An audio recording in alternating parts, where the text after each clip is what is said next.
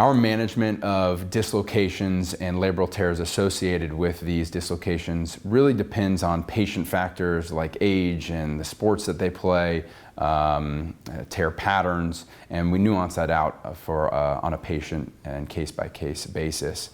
In general, our younger athletes that sustain traumatic dislocations, we may need to consider more acute or early intervention to surgically stabilize the shoulder, as they have a far higher rate of recurrence and recurrent instability, that is.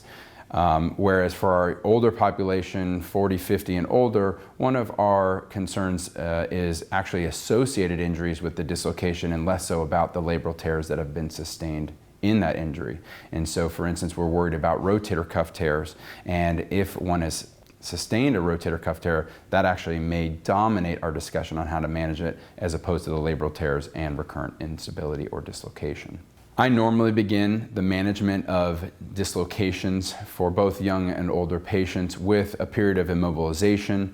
followed by progressive range of motion, shoulder blade stabilization and strengthening. And I'll often give our patients a chance to get through it without surgery if possible. If they can show they have excellent range of motion, function, strength, the ability to protect themselves and not show any apprehension of a recurrent dislocation, then they may be cleared to return to athletics and full activity.